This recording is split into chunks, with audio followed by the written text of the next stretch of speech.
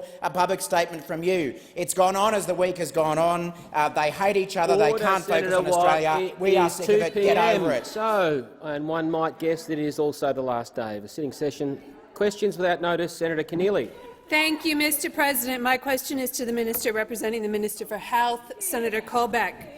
When Western Sydney woman Rola Rad's fever got worse and her fingers and toes became swollen and started to turn blue, she called an ambulance to her home in Auburn.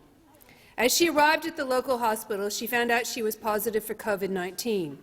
With 14 other ambulances already queuing, Rola was sent to a makeshift tent. She was in the ambulance and the tent for a total of 8 hours. Minister, is the New South Wales hospital system coping with the current COVID case levels? The Minister representing the Minister for Health and Aged Care, Senator Colbeck. Thank you, Mr. President. Thanks, Senator Keneally, for her question. Mr. President, clearly some elements of the New South Wales health system are suffering stress right now. Clearly, Mr. President. Order. But can I say to people in New South Wales and to people in Australia generally that the Australian government has been preparing to support the Australian public health system since the beginning of the pandemic, Mr. President. So we began preparing in February 2020 to support the Australian health system, Mr. President, and we will continue to develop that program. Senator Keneally, I would rather take advice from the New South Wales government, the New South Wales health system, than someone who led the Australian Labor Party to one of the worst electoral defeats in New South Wales history, Mr. President. And so I will take my advice from those people who are running the health system there now and our health officials here, Mr. President. So we have worked, Mr. President, to increase ICU capacity nationally from 2,000 to 7,500 ventilated beds nationwide. We've invested over $30 billion, Mr. President, in COVID health measures, Mr. President, and we continue to work with the New South Wales government, Mr. President, in support of the system. We've invested over $6 billion, Mr. President, in direct COVID support to state hospitals. One of the reasons, Mr. President, we put in place the private hospitals guarantee was to support the public health system to ensure that there was capacity across the country in the case of COVID, Mr. President. And we continue to work with the states cooperatively in respect of ensuring the capacity of the public health system. Senator Keneally, a supplementary question. Thank you, Mr. President.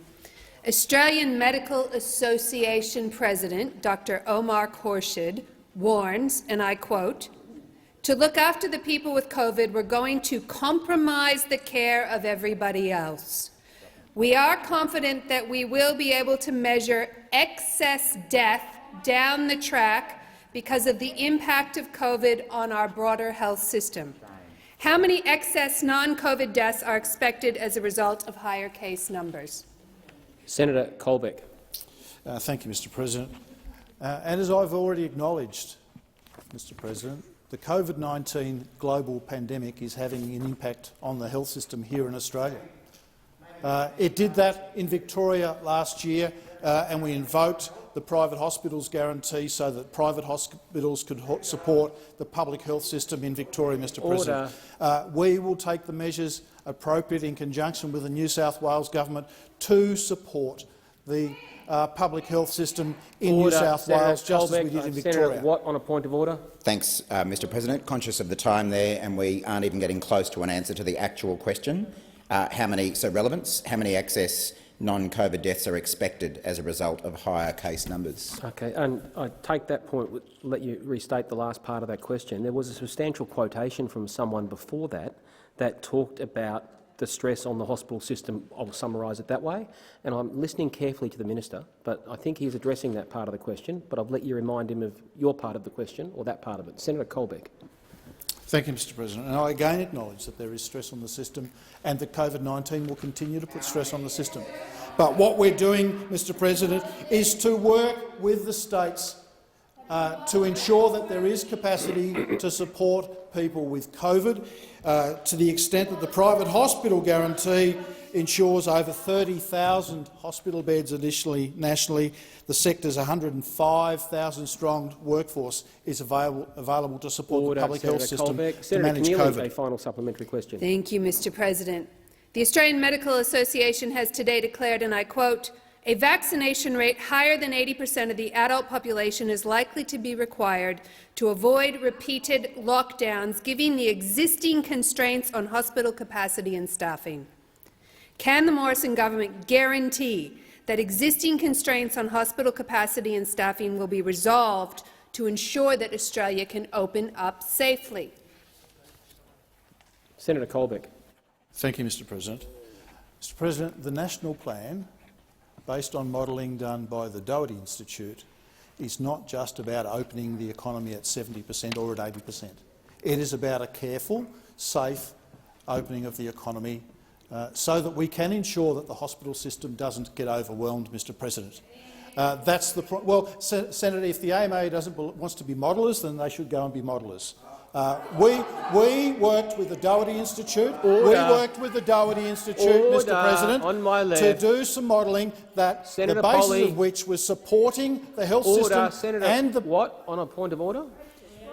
Thanks, Mr. President. Again, relevance. This is a really important question about whether the government can guarantee that our hospitals will Senator cope. Watt, That's Senator the Watt, question. Senator Watt, no, there was an extensive quotation again, and by talking about what he is, with respect to what the minister described as the national plan, he is actually being directly relevant to the question. Senator Colbeck. Senator Watt's ears must be painted on, Mr. President, because I directly addressed the question when I said the Doherty modelling is based on safely, progressively opening the economy to ensure there isn't undue pressure on the hospital system, Mr. President. That's the point of the process, Mr. President. I will go to the AMA for health advice. I'll go to Doherty for modelling advice. Senator Brockman. Thank you, Mr. President. My question is to the Minister representing the Deputy Prime Minister, Senator Mackenzie. Can the Minister update the Senate on the implementation of the national plan agreed by National Cabinet, including in relation to regional communities, and how the national plan will enable critical agricultural workers to get to work so farmers can harvest their crops? The Minister representing the Deputy Prime Minister, Senator Mackenzie. Well, thank you, Mr. President. Thank you, Senator Brockman, a proud regional Western Australian, very, very keen to support the agriculture community in your home state in particular. Well, our government's committed to supporting our farmers get through the global pandemic, getting the workers and skilled workforce they need to not just get the crop off, milk the cows, shear the sheep and actually continue the global food task, not just here domestically, but to our export markets around the world. This is a $66 billion industry that we want to see continue to grow to $100 billion. And through the global pandemic, we've implemented a raft of measures as a government, providing visa extensions, relaxing the 40 hours a fortnight work limitation for student visa holders. We've established an agriculture workers code with specific states. We've established the Australian agriculture visa, and we've also reopened the Pacific Labour Mobility programs. But we have to recognise that these measures alone will not provide the workforce that Australian agriculture needs for the task ahead of it. We need to follow the national plan so that lockdowns at a local, domestic, state and international level become a thing of the past. Now, as you know, Senator Brockman, you've got a great grain-growing state over there in WA.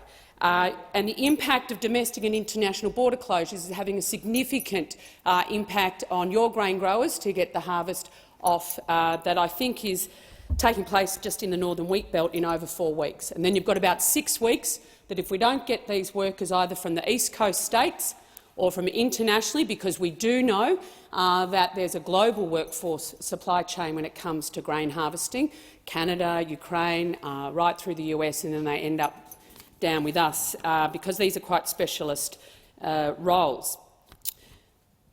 I would ask that your Premier actually supports Western Australian grain growers by staffing the Bladen Village Senator facility Mackenzie, and allow time for the those answer workers— has expired. Senator Brockman, a supplementary Thank you, question. Mr. President. Thank you, Minister Mackenzie, for that answer. I know how engaged you are with agriculture right across Australia. A supplementary question: how will the National Plan assist not only the agricultural industry but also other essential workforces across regional Australia? Senator Mackenzie. Well, as you know, Senator Brockman, through you, Mr President, state and territory chief ministers and premiers have agreed with the Prime Minister to a national plan that will see freedom of movement of people, lockdowns end when it's safe to do so, following the very, very best medical evidence and advice. And it is very, very concerning that there are leaders in this country and chief medical officers perpetuating this myth of zero cases and an elimination strategy is the way out of a global pandemic. Well, I would ask them to pick up a Year 8 science textbook, because that is actually not achievable. And to actually have a plan mapped out using the very best science and health data to make sure that agriculture and regional communities can have the workforces they need to not just grow great, clean, green product, but to actually support the mining industry and the manufacturing industry is a crime, an absolute crime. Order, Senator Mackenzie. Senator Brockman, a final supplementary question. Mr President. What are the risks Australia faces if the outcomes under the National Plan are not achieved, and how would this impact regional communities and the livelihoods of people who live and work there? Senator Mackenzie. Thank you, Mr President. Well, Senator Brockman, you know that we've got a shortage of workers right throughout regional Australia. The job ads go on, and it's not just fruit pickers we need. It is actually sustainable, high-paid careers out in rural and regional Australia. So we need workforce, not just from capital cities, not just from other states, but internationally. And there is only one way out of this global pandemic: to give regional and rural Australia the workforce that they need, the access to global markets that they need to grow and prosper, and that is through the National Plan. States, and your home state, I'm sorry to say, Senator Brockman, has a very, very poor vaccination rate. We have to, as leaders in our country— Order. Well, I'll take the interjections. I'll take the interjections from Senator Pratt. $5 billion surplus. Time fix your own hospitals. The answer has expired. Senator Muriel-Smith. Order. Senator Muriel-Smith is asking a question remotely, so I need to be able to hear it. My question is to the Minister representing the Minister for Health, Senator Colbeck. This week, a major incident alert was issued for 2 South Australian hospitals struggling to cope with pressure on emergency departments, and emergency doctors at the Women's and Children's Hospital warned urgent action was needed before the system fails completely. The SA Salaried Medical Officers Association has said, and I quote, "Can you imagine now if we had COVID in this environment? It's just mind-blowing what we won't be able to do if COVID comes into South Australia." Can the Morrison-Joyce government guarantee that hospitals in South Australia will be properly resourced to cope with the increased demand of going into the next phases of the National Plan with high case numbers? The Minister representing the Minister for Health, Senator Colbeck. Thank you, Mr President, and I thank Senator Smith for her question. Mr President, funding contributions from the Commonwealth for public hospitals in all states and territories has grown substantially since we came to government in 2012-13, from $13.3 billion to $25.5 billion in 1920, a growth of, Mr President, 92% growth since we came to government. And as I've indicated earlier today in the chamber, preparation to support the public health system through COVID commenced in February of last year.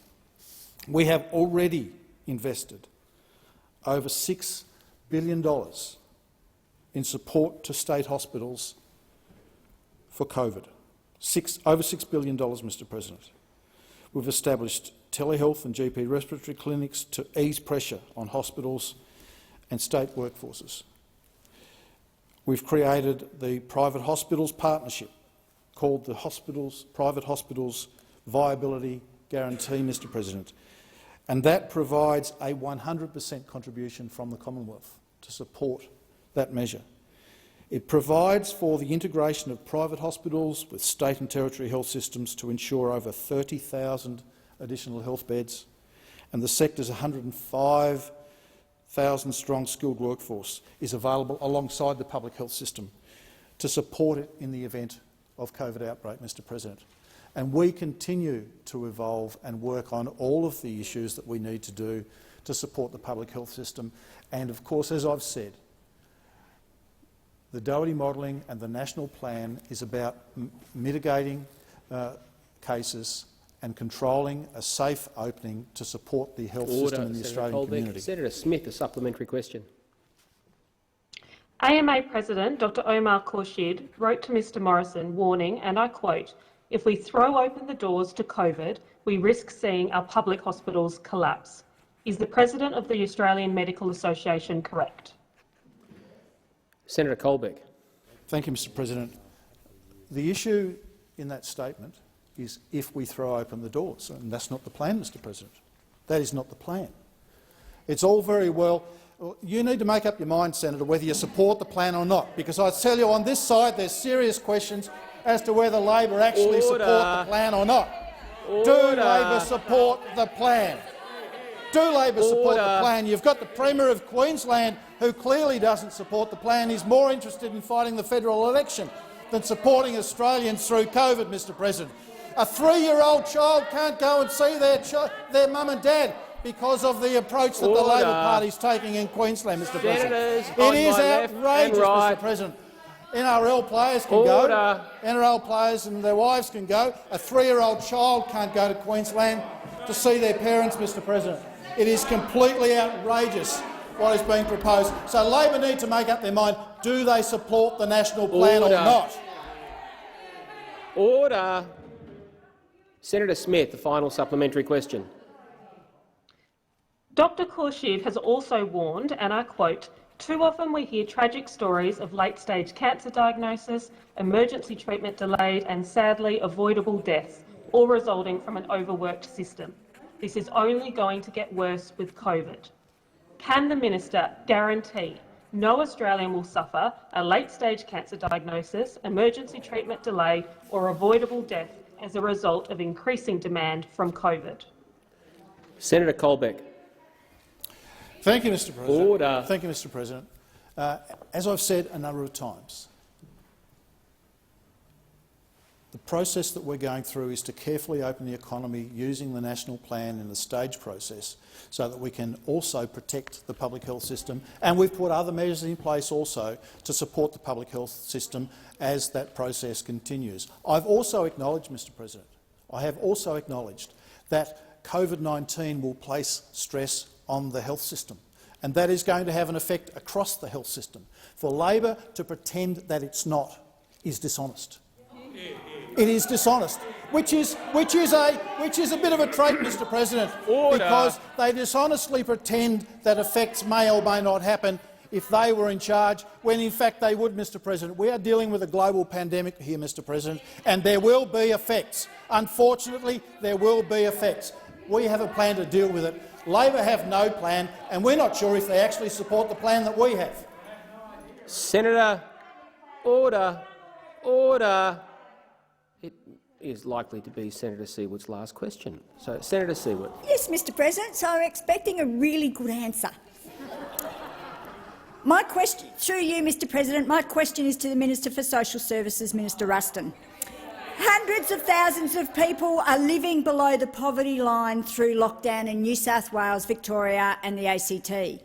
Last year, your government recognised that people on income support needed additional assistance during lockdowns. Most people on income support are not getting additional support during the current lockdowns. Why not? Minister for Families and Social Services, Senator Ruston. Thank you very much, Mr President. And can I say, Senator Siewert, it's a tremendous honour to be actually receiving your last question. You have been an extraordinary member of this parliament, and I thank you very much for your question and your continued interest in advocating on behalf of some of our more vulnerable members of the Australian community. Well, Senator Siewert, last year, as you would be aware, when Australia went into lockdown, when the pandemic first hit, we were in a very, very vastly different situation than we currently are. We had no certainty at all around what was about to happen, and the government acted very, very quickly to throw a blanket over the whole of Australia in the hope that we could give Australians confidence to get through what was a very, very dark time for our country. This year we have unfortunately seen a second round of COVID-19 impact parts of our country. So what we have sought to do is to be particularly targeted in our response to people in lockdown areas who have been impacted by a loss of hours as a result of pandemic lockdowns. The first measure was to make sure that anybody who had lost hours was immediately able to have access to the COVID-19 disaster payment that's administered through emergency services through Senator Mackenzie's department. Subsequent to the initial allocation of the COVID-19 disaster payment to people who were working and had lost hours, we also extended it to those people who were on income payments who also had lost work, recognising that those people, we did not want those people to actually be going out and seeking to work because we needed to try and contain the virus in the states that were in lockdown. But in addition to that, we have also maintained support across the whole of the community. But, Senator Siewert, as you would know, and having listened to the numerous answers that have been provided in this place by Senator Colbeck, vaccinations are the way we can get our country safe again. Senator Siewert, a supplementary question. Through you, Mr President. Minister, most people on income support in lockdown are not receiving any additional payments and are living below the poverty line. Do you acknowledge that this puts them at greater risk during the pandemic, particularly if they have to go out to find work because they are living below the poverty line? Senator Ruston. Thank you very much, Mr President. Well, of course, Senator Siewert, you and I have had many discussions in relation to the payments that are received by Australians who require the support of the Australian welfare system, and constantly in discussion around the issue of the measurement of poverty. What I would say is the Australian welfare system is a very comprehensive and targeted system that seeks to provide support to individuals that reflects their particular circumstances and their particular needs. And that is why we do not just talk about the Australian welfare system as the primary payment that is received by a recipient, but about all of the other things that are provided. Obviously, with families, a tax benefit. Those people that are renting, obviously rental assistance. But we also have a universal system of healthcare and education and many non-cash transfer payments so that we can make sure that our non-contributory, non-time limited welfare system targets people and the needs of the individual. Senator Siewert, a final supplementary question. How can you be safe and stay at home if you have to go out to scrape some money together because you are living below the poverty line? Does not the fact that people are living below the poverty line mean they are at greater risk? You didn't answer that the first time. I'll ask it again. Senator Ruston. Look, thank you very much, Senator Siewert. The government remains absolutely committed to supporting all Australians, whether that be under normal times, under our normal welfare system, or whether that be under the extraordinary times that we find ourselves in at the moment. We recognise that supporting Australians needs to be targeted, as I mentioned to you before. I mean, we will continue to disagree in relation to the definition of poverty and how it applies to Australia's welfare system. But the one thing that we do need to, I would like to reinforce, is that Australia's welfare system is non-contributory. You do not have to have worked and paid into the scheme to be able to get access to it. You do not need it was there for as long as you need. It is not time limited like other schemes around the world.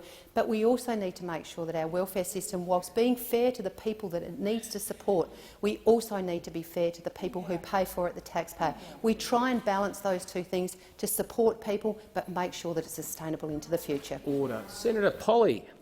Mr President, my question is to the Minister representing the Minister for Health, Senator Colbeck. How many days is it since the Morrison-Joyce government failed to meet its own Easter target for vaccinating, and I emphasise all aged care workers? The Minister representing the Minister for Health, Senator Colbeck. Thank you, Mr President. Senator Polley, through her question, continues the dishonesty of the Labor Party in prosecuting the discussion around this particular matter, Order. Mr President. I have Senator Colbeck. I have Senator Polley on a point of order. It's relevant. The question was very specific. It was how many days since the Morrison-Joyce government set its Senator own target date. I do take points of order on direct relevance. I called the minister to order, I think, at 12 seconds and 13 seconds. So I'm going to listen to his answer. You've made your point. Yes, Senator Polley? I just would draw your attention to the word of accusation that I've been dishonest. I thought was unparliamentary, and I draw your attention to it. The way I heard it, if I could rule, the way I heard it, and if I'm incorrect, I will ask Senator Colbeck to withdraw. He referred to the Labor Party with that term. Well, I didn't hear that. I will rely upon the minister, if he did say it, to withdraw it. If not, I'll check the Hansard, but I was listening quite carefully when I heard the term. If I'm wrong, I apologise in advance. Can I urge senators again, and this happened another time in debate, if we avoid the use of terms, then we avoid getting into unparliamentary language, and if we avoid interjections, we also stay more relevant to questions. Senator Colbeck to continue. Mr President, and Labor being dishonest not only in their points of order, Mr President, but they are being dishonest in their representation of the issue, Mr President. Mr President, we did set ourselves an objective with respect to vaccination of the aged care workforce, but we received advice from the health professionals that we not vaccinate residents and workforce at the same time, Mr President. I've put that information on the table so many times in this chamber. I know that Labor are living in the past, Mr President. I know that they're only interested in fighting us and not helping us fight the virus. But, Mr President, we received health advice not to vaccinate residents and staff at the same time. Order. We took that advice, Mr President. We then, through the Age PPC and through National Cabinet, set a target date of the 17th of September for all aged care workers to have received a first dose. Order, We're on Senator track Watt. to meet that target, Mr President. We will continue to work to that objective. I had a webinar that was open to every aged care provider and their infection control lead this morning to talk to them about the target and the processes that we're going to, the advice that we could assist them with, and the channels that were available to them to get their workforce vaccinated. This is an important measure, Mr President. We continue to work on it. We are determined to meet our objective, and we continue to work cooperatively with the sector and the unions, I might add, in that course, Mr President. So we continue to work to support people in the aged care sector in Australia. Senator Polley, a supplementary question. Thank you, Mr President. Mr Morrison conceded this week that there were still challenges in the aged care vaccine rollout. Was Mr Morrison referring to the approximately 60,000 aged care workers who remain unvaccinated with the September 17th deadline just weeks away? Senator Colbeck. Thank you, Mr President. And again, a further example of the Labor Party living in the past. Very, very old data, Mr President. We continue to publish the data, Mr President. It's available on the website. We've actually put on the website every single aged care facility in this country, Mr President. Every single aged care facility in this country, so people can have a look and see what their vaccination rate is. That's transparency, Mr President. That's working with the sector to understand what's going on. And that's why, Mr President, I spent time this morning on a webinar open to every aged care provider in Australia and their infection control lead to work them through any issues they might have in achieving their objective and our objective, Mr President. Their objective. It's not right, Senator. It's not right, Senator. Your numbers are wrong. You're living in the past, Senator. Mr President, and we will continue to work, Mr President, with the sector cooperatively to ensure that we get there. Order, Senator Colbeck. Senator Polley, a final supplementary question. Mr President, with approximately 60,000 aged care workers still unvaccinated, will the minister today guarantee that the Morrison-Joyce government will meet the September 17th target? Senator Colbeck. Thank you, Mr President. And again, Senator Polley's numbers are wrong, Mr President. Order. And as I've indicated a number of times, we are determined to meet our objective, and we know that the aged care sector and the unions, Mr President, are happy to work with us. Well, if that's the answer you want, ask the question, Senator. You can't even get your questions right. It's just absurd, Mr President, what the Labor Party are tossing up here at the moment. Mr President.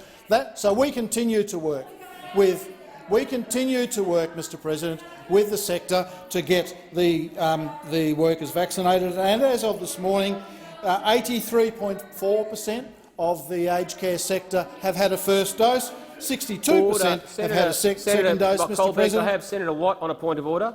Thanks, Mr President. On relevance, the question is very clearly whether the minister will guarantee that the government will meet its target. And while I'm on my feet, I might also ask if you could just review the transcript in relation to the dishonesty point I will. earlier. I'm very happy to, and if I'm wrong, as I said, I apologise in advance.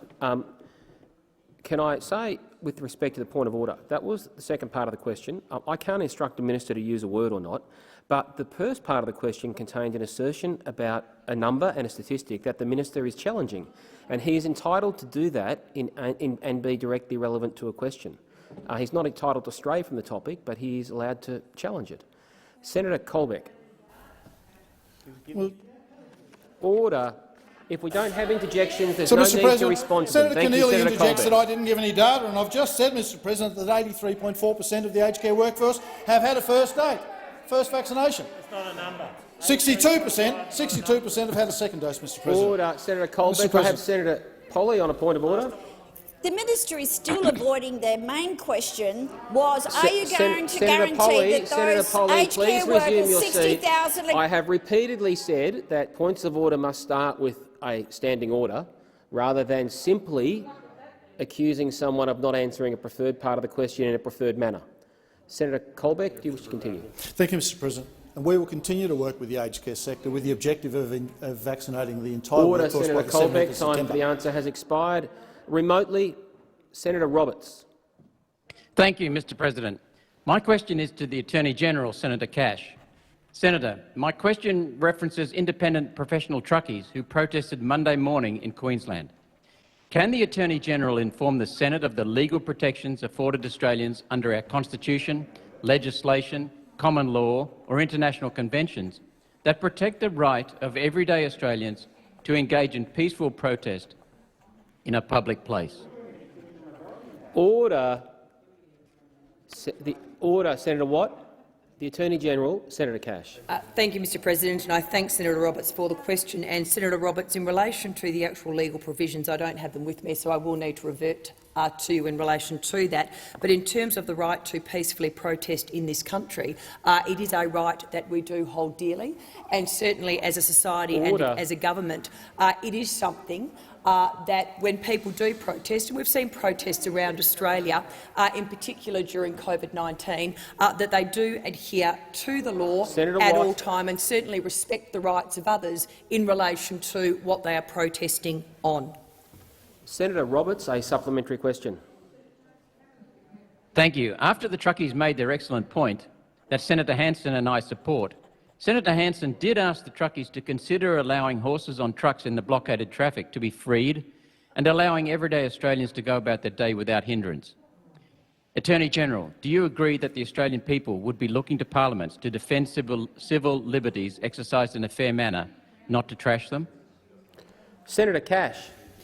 Well, again, Senator Roberts, at all times, when people are protesting, and it doesn't matter what the issue is in relation to a protest, they should always protest in accordance with the law. They should respect the laws of the land, and at all times they should respect the rights of others. Senator Roberts, a final supplementary question. Thank you. I note that previous protests against COVID measures around our nation were deemed illegal and prosecuted. Yet the Black Lives Matter protests were approved under COVID restrictions. Both series of protests were in violation of similar COVID restrictions. The only difference between those two protests was the subject matter. Attorney General, should politicians be allowed to use public order measures to hide from public criticism? The minister said they couldn't hear the question because of noise during a remote question. So I'm going to ask Senator Roberts to ask it again, which I know wastes the time of the chamber, but the minister couldn't hear it, so I asked for silence. Senator Roberts, can you repeat your question?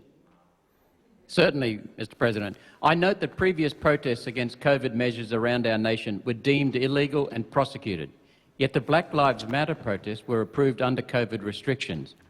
Both series of protests were in violation of similar COVID restrictions. The only difference between these two protests was the subject matter. Attorney General, should politicians be allowed to use public order measures to hide from public criticism? Senator Cash.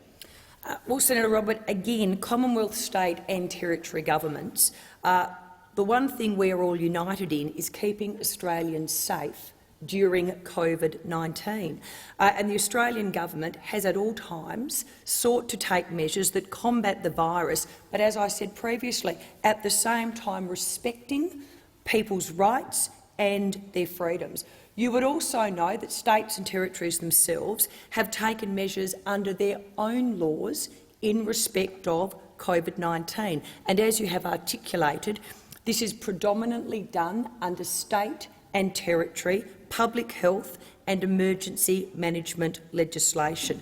Again, at all times, though, the Commonwealth will work with state and territory governments through the National Cabinet to ensure that Australia's COVID-19 response is one that is measured and is one that is appropriate.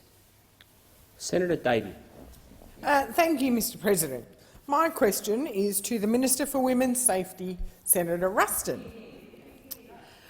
Minister, with the National Summit on Women's Safety starting on Monday and roundtables starting today, can you explain how the summit will support our government's goal to reduce violence against women and children?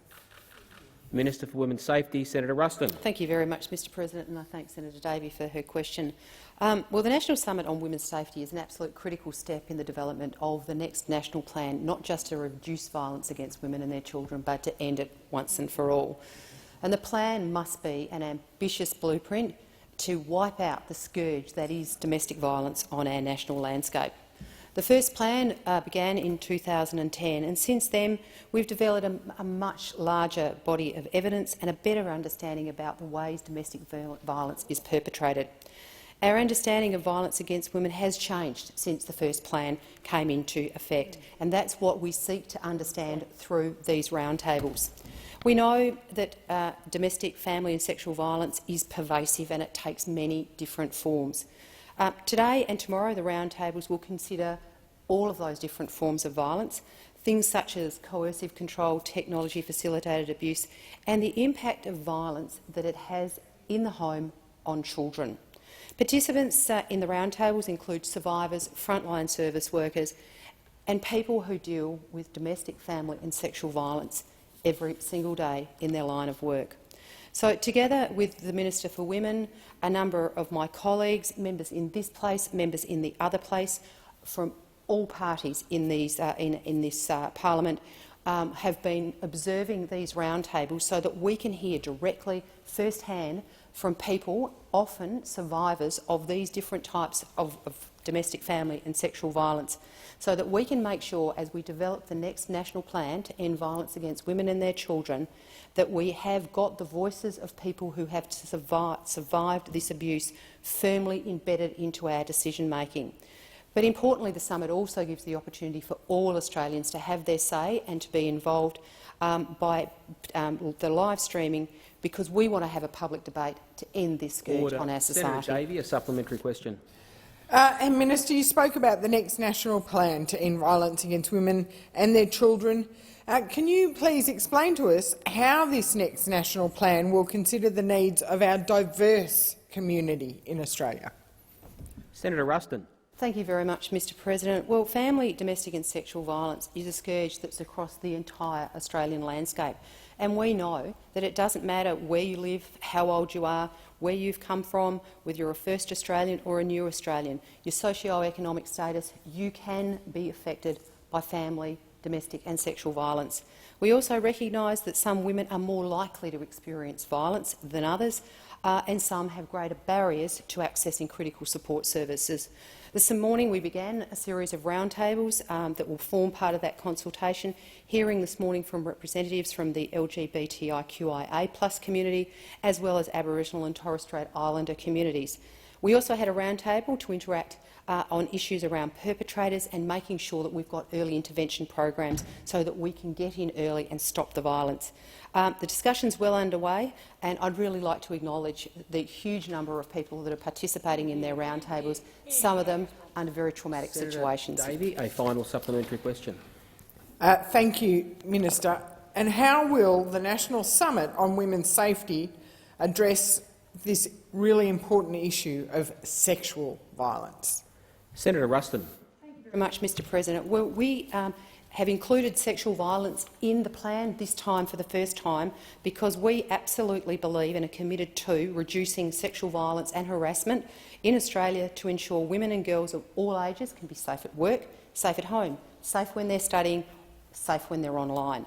And preventing and responding to sexual violence will be a key discussion at the National Summit, with expert panellists including this year's Australian of the Year, Grace Tame, Women's Safety New South Wales CEO Hayley Foster and the University of New South Wales Associate Professor Dr Michael Salter. The panel will inform the plan and ensure sexual violence is absolutely at the forefront of ending violence against women once and for all. This work builds on the $29 million to develop new primary prevention initiatives to address sexual violence, which will now allow targeting resources to campuses of universities and build on our very successful Stop It at the Start campaign. Senator Hanson-Young. Thank you, Mr President. My question is to the Minister representing the Environment Minister. It has been revealed under FOI today that the Morrison government directed independent science agency AIMS to release a report into the health of the Great Barrier Reef before the report was complete. This, of course, was to be used for political lobbying ahead of the UNESCO vote on the danger of the reef. Will the minister tell the parliament who gave the direction for this early release? Was it the Environment Minister or her office, or did the direction come from the top and it was the Prime Minister and his office that was interfering with the scientific report? Minister representing the Minister for the Environment, Senator Hume. Thank you, Mr President, and thank you, Senator Hanson-Young, for your question, and I apologise for getting your name incorrect earlier. But can I just scratch my head and say, first of all, that I'm not entirely sure what the outrage is about, because it seems that the Greens and the ABC are in quite a lather, not because the report was withheld, not because it was altered, but because it was in fact released. This is bewildering. So we released it, and we released it a week after its key findings were already published in an op-ed by AIMS themselves. So hold the front page on that one. The Minister for the Environment welcomes that report from the Australian Institute of Marine Science that shows that after a series of severe and widespread disturbances over the last decade, coral cover has actually increased across all regions. Now, these results are an outstanding demonstration of how the reef can actually recover following disturbances if given enough time to make that recovery. These reports have been released annually since 2016, so they should come as no surprise. In 2016, after that mass bleaching event, and they are the most comprehensive record of reef condition that's available for the Great Barrier Reef.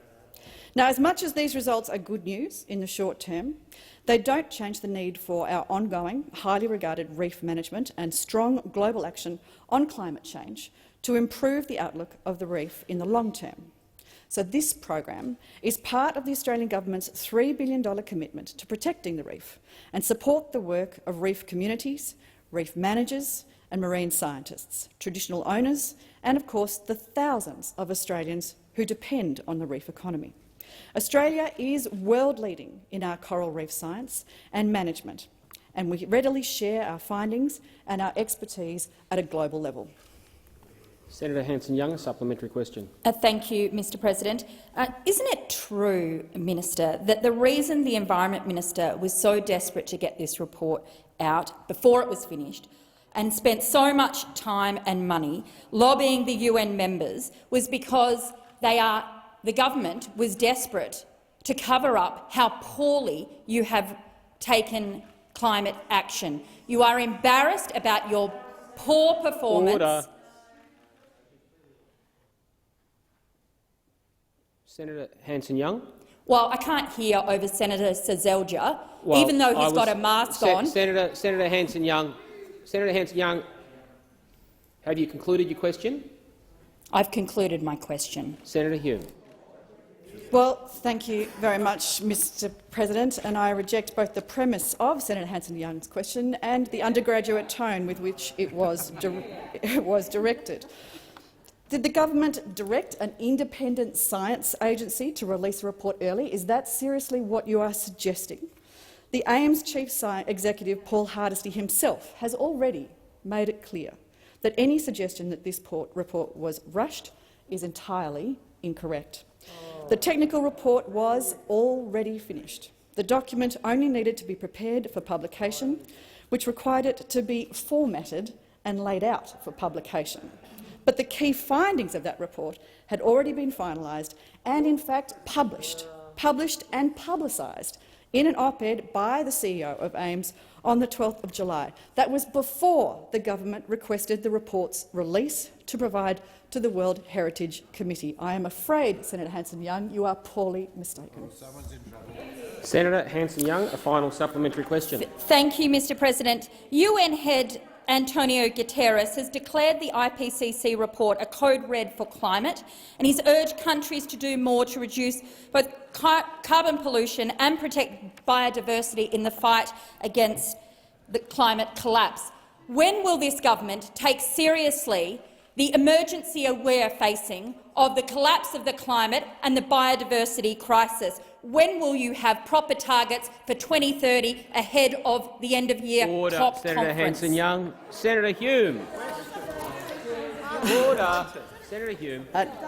Thank you very much, Mr President. And I want to reiterate the fact that the Morrison government is deeply committed to protecting the World Heritage Great Barrier Reef, and we make no apologies for that, or for defending our reputation as the best marine park managers in the world. We are benchmarked against global standards, and Australia's management of the reef is recognised as a leading example and is considered by many to be the gold standard for large-scale marine protected area management, according to a UNESCO report. And that fact is in fact acknowledged by many, including the World Heritage Centre itself. In its draft decision on the reef presented to this year's World Heritage Committee meeting, it said that the state party, referring to Australia, it commended the state party, Australia, for the strong and continued efforts to create the conditions for the implementation of the Reef 2050 long-term sustainability plan, and that included through unprecedented financial commitments. This is the centrepiece of Australia's reef protection efforts, this 2050 plan, jointly debated by the Queensland Government. Thank you very much, Mr President. My question is to the Minister representing the Minister for Health, Senator Colbeck. As a result of vaccine supply shortages, the New South Wales government has been forced to extend the gap between the first and second doses of Pfizer vaccines to 8 weeks. What impact will this change resulting from a shortage of vaccine supplies have on the timeframe of reaching the 70% and 80% targets? And did the New South Wales government advise the Morrison-Joyce government of this change before it was announced? The Minister representing the Minister for Health and Aged Care, Senator Colbeck. Thank you, Mr President. Can I say I reject the premise of the question that there is a vaccine shortage. Mr President, there are significant volumes of vaccines available to Australians. In fact, if someone wants to go out and get— They say they support the vaccine rollout program. They say that they support both vaccines, but the scoffing from across the chamber belies that, Mr President, and they're only focused on Pfizer, and they're not concerned about AstraZeneca, which has done a large proportion of the work, Mr President, in the system, Mr President, and noting that they've actually shortened the time frame for doses of the AstraZeneca vaccine, Mr President, to promote the vaccine rollout, Mr President. And we've supported New South Wales in respect of their vaccine rollout by putting 50% of the additional vaccines that we got from Poland, 500,000+ doses, into New South Wales to support the rollout. We distributed the rest of that across the vaccine rollout to the states on a per capita basis, Mr President. So we have and we will continue to support states in respect of the vaccination program, Mr President. And today, Mr President, we have passed 20 million doses. A significant effort, Mr President. The Labor Party should be celebrating that, Mr President. Senator Colbeck. Senator Watt on a point of order. Thanks, Mr President. Again on relevance, we would like this minister to answer questions such as what impact the change the government— There's no such as, Senator Watt. Well, specifically the question is what impact the change announced by the New South Wales government will have on segregated. That was one of the questions. Sorry, Senator Cash. Thank you. And on the point of order in relation to relevance, the minister was directly relevant. The first response he made was, "I reject the premise of the question." Firstly, Senator Watt, order. Senator Watt, if I could rule. That was one question amongst several asked. To address, there were with a preface, and a minister cannot simply reject the premise of a question and say everything they want. They still must remain directly relevant to the material in the question. I'm listening carefully to the minister. As I heard him, he was talking about vaccine supply. It's not a place for a general address on the vaccine rollout program, but if he's talking about matters raised in the question, I believe he's directly relevant. I can't instruct him how to answer it. Senator Colbeck. Thank you, Mr President. And we will continue to support New South Wales and other states with respect to the vaccine rollout. Mr President, in fact, to date, as I've indicated, 20,028,084 doses of vaccine across the country have been administered, Mr President. And, of course, both vaccines, not just Pfizer, Mr President, both vaccines are playing an important part in the rollout. So, yes, Mr President, there are different time periods in different states between doses. Victoria has extended their doses out to 6 weeks rather than 3 weeks for Pfizer. Order, Senator Colbeck. Senator O'Neill, a supplementary question. Thank you very much, Mr President. Will the New South Wales government's decision to extend the gap for Pfizer vaccines from 3 weeks to 8 weeks force those who've already booked their appointments to wait longer? Senator Colbeck. Thank you, Mr President. If someone has a booking for a vaccination, Mr President, I would urge them to keep it. And I would urge anyone who wants to take up a vaccine, Mr President, to make a booking to take up a vaccination, Mr President. There is ample supply of AstraZeneca available right now. Right now, in fact, Mr President. Order. Senator, I had Senator O'Neill on her feet first. Senator O'Neill on a point of order.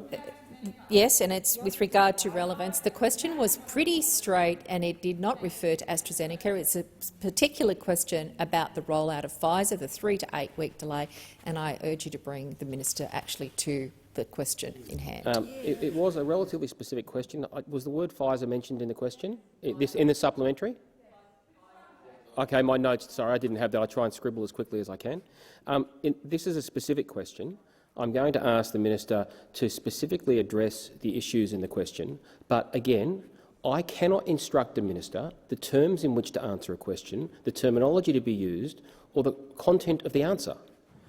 So this question goes to the extension, in my view, of the time period for the vaccine.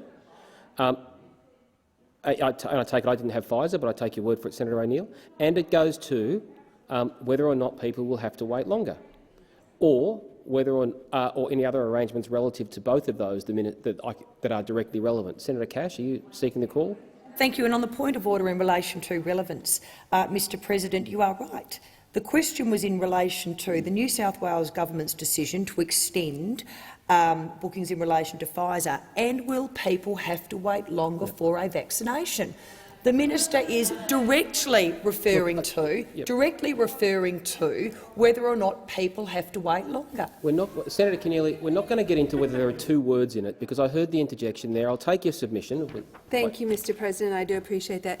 The question was actually, would it force those who've already booked their appointments to wait longer? It didn't go to whether people should book or not book. It went to directly the question of people who've already got appointments booked for Pfizer. I appreciate it did not go to. It's not the place for a general discussion of whether someone should book for a vaccine.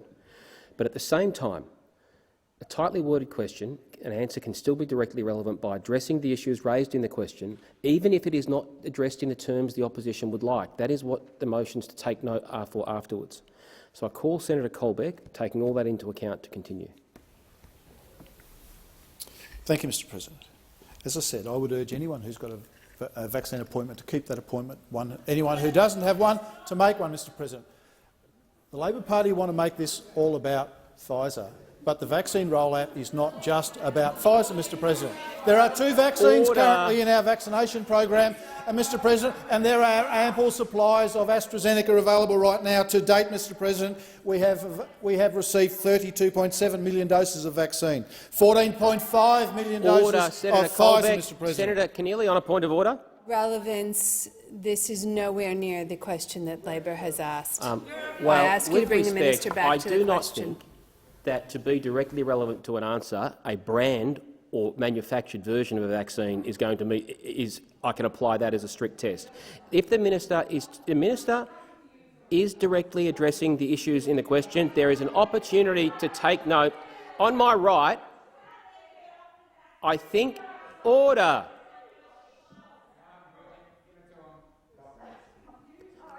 I think, with respect, the submission that I instruct a minister to speak about one brand of vaccine is actually going beyond direct relevance and actually seeking me to direct him how to answer a question. Senator Keneally? And thank you, Mr. President. I appreciate the point you're making, but this goes to a decision of the New South Wales government that is directly relevant to just one brand of the vaccine. We didn't have an option to ask about other brands. The New South Wales government made this decision. And there's a chance to debate the merits of an answer. It is a simple question. If people will have to wait. No. There is an opportunity to debate the merits of how a minister answers a question. Direct relevance does not go to using the very words raised in a question, or in this case, the brand. You have an opportunity to debate that afterwards. Senator Colbeck. Thank you, Mr. President. And the Labor Party directly contribute to vaccine hesitancy by their dismissal of AstraZeneca, Mr. President. We have 2 vaccines in our vaccination program. Order, Pfizer Senator Colbeck. Time for the answer has expired. Order, Senator Colbeck. Senator O'Neill, a final supplementary question. Thank you, Mr. President, and I'm sure it will disappoint New South Wales men and women who couldn't get Pfizer, that answer. It's just terrible. Despite the 107 tragic deaths in the current Delta outbreak, 957 people in hospital and 160 in the ICU, the Morrison-Joyce government is forcing people in New South Wales to wait an additional 5 weeks to be fully protected from COVID. Does the Morrison-Joyce government take responsibility for failing vaccine supply, or does Mr Morrison maintain that ultimately everything's a state matter? Senator Colbeck. Thank you, Mr. President. And despite all their protestations, Mr. President, clearly the Labor Party continue to attempt to undermine the confidence of the Australian community in vaccines, particularly AstraZeneca, and it's not the first time Senator O'Neill has done that this week with her scoffing across the chamber with the mention of AstraZeneca. Senator Colbeck, I have Senator O'Neill on a point of order. Senator O'Neill. To assist the minister, I just want him to know that I got AstraZeneca. I do support the rollout, but I want Pfizer for people who need it. Senator Colbeck. Thank you, Mr. President. There are 32.7 million doses of vaccine that have been made available in the Australian community since the beginning of the vaccine rollout, 14.5 million doses of Pfizer, 18.2 million doses of AstraZeneca. I thank every one of the people who've taken up the 20 million doses that have currently been put into arms. I urge every Australian to take up the opportunity to take a vaccine of whatever variety is available to them, Mr. President, because that is what is going to make us safe against the COVID-19 virus. Senator Scarr. Bring us home. Thank you, Mr President. My question is to Australia's passionate Minister for Sport, Senator Colbeck. Can the minister update the Senate on the wonderful achievements of our Australian para-athletes at the Tokyo Paralympics? The Minister for Sport, Senator Colbeck. Thank you, Mr President, and I thank Senator Scarr for his question. Australia, Mr President, sent a team of 179 athletes and 168 support staff to the Tokyo Paralympics. They have represented our nation with distinction, as we've seen, with pride, and their performances on the world's greatest stage have brought immense joy to many Australians over recent weeks, in what's been a very challenging time. Mr President, Australia's para-athletes put in significant effort in preparing for the Olympics, just like their Olympic counterparts. The Commonwealth Government is currently the major funding source for Paralympic sports. In the 5 years leading to the Tokyo Paralympics, the government has provided $88.8 million for para-athlete high-performance programs. The government recognises, however, that there is a disparity in these in payments available to Australian medal-winning athletes compared in the Paralympics compared to the medal-winning athletes in the Olympic Games. Medal incentives are currently paid by the Australian Olympic Committee to Olympic medal-winning athletes. The governing body of Parasports Australia, Paralympics Australia, does not have the financial capacity to do the same for Paralympic medal-winning athletes, Mr President. And that is why I am absolutely delighted to advise the chamber that the government has decided to make available funding to Paralympics Australia, which would allow it to make payments to medal-winning athletes at the Tokyo Paralympics equivalent to the payments, Mr President, made by the AOC to medal-winning athletes at the Tokyo Olympics. Senator Scarr, a supplementary question. Thank you, Mr President. How have Australians reacted to the performances of our para-athletes in Tokyo, including in relation to the wonderful Queenslander Grant Scooter Patterson, who after winning a medal said, and I quote, "I'm living proof that if you follow your dreams long enough, they might come true." Senator Colbeck. Thank you, Mr President. Senator Scarr, there have been some absolutely wonderful stories out of the Paralympics, and I'm sure over the coming days there'll be many more to come. Australia's medal tally to date is 13 gold, 23 silver and 24 bronze, a total of 60 medals thus far, and I'm sure there'll be more over the next few days. Importantly, our team has competed with the pride that you've expressed and represented our nation with so much pride and capacity. Chef de Mission Kate McLaughlin put it perfectly when she said earlier this week, the culture of the Australian Paralympic team is shining through at a time when it's been severely tested. I couldn't be prouder of the way that everyone has risen to the occasion. Mr President, can I echo her comments? And I'm sure the rest of Australia would do exactly the same. Senator Scarr, final supplementary question. Thank you, Mr President. How is the Liberal National Government assisting our para-athletes to achieve their goals, including as we look ahead to the 2032 Games in my home state of Queensland? Senator Colbeck. Thank you, Mr President. I'm excited to say that Australians are taking to the Paralympics like never before. Host broadcasters Channel 7's comprehensive coverage has been met with absolutely record ratings. The coverage has reached 2.39 million viewers a day nationally, which is quite extraordinary. And to hear the Goalball girls say that they were proud to see their sport on free-to-air television is saying something. Can I thank Channel 7 for its ongoing commitment to the Paralympics? In terms of social media, Australians have also engaged with our para-athletes like never before. Paralympics Australia has reported record levels of social media engagement and presented some truly inspiring stories about our para-athletes. Their journey to Tokyo, Mr President, their journey beyond and their journey towards Brisbane 2032. Senator Cash. Mr President, I now ask that further questions be placed on notice. Thank you. Now, order. I've got Senator Birmingham who is requesting the call. Senator Birmingham.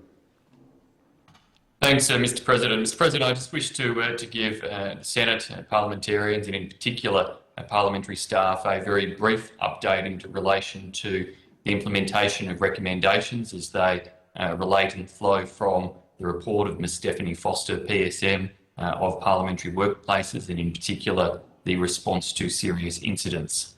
I understand that presiding officers, yourself, Mr. President, and the Speaker, are working through the process of making a determination, which will be settled shortly, that would confer upon the Parliamentary Services Commissioner additional functions necessary to give effect to an independent parliamentary workplace complaints mechanism for members of Parliament and, most importantly, members of Parliament staff operating under the MOPS Act. This would provide a mechanism to provide support to staff and parliamentarians in relation to serious incidents and other work, health and safety matters, and also to provide a mechanism for the reviewing and making of recommendations in relation to complaints about serious incidents involving MOPS Act employees and parliamentarians. Mr. President, I want to thank you and the Speaker for your work and cooperation in this important determination. It forms parts of a range of actions that will be supported by the Parliament and resolutions to be put to the Parliament at our next sitting that will help to ensure these processes are transparent, independent, private where necessary, but also provide full accountability measures as recommended by Ms Foster. This has been a very cooperative process across the Parliament. I want to acknowledge the role of the opposition in a bipartisan way in working through the construct of these arrangements and the role indeed of minor parties and crossbenchers, all of whom have been constructive as well. These actions are in addition to the work being undertaken by the Sex Discrimination Commissioner Kate Jenkins in her independent review into Commonwealth parliamentary workplaces, and I continue to encourage all members of Parliament, all staff, former members of Parliament and former staff to engage in that, as well as the establishment of the independent confidential trauma-informed support line for staff and parliamentarians, 1800 APH SPT, and urge and encourage all to engage in that where necessary and reach out there, as well as the imminent rollout of workplace health and safety training, also recommended by Ms Foster, that the government will be providing and making available to all staff and parliamentarians. Once again, Mr President, thanks to the presiding officers and the opposition, parliamentarians across the board for their work and cooperation in the successful implementation of these matters. Thank you, Senator Birmingham. I thank senators.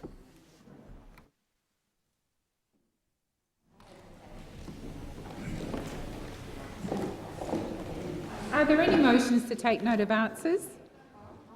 Senator Polley. Thank you, Madam Acting Deputy President. I rise to take note of answers given by Senator Colbeck to questions asked by Senator Keneally and Senator Marielle Smith.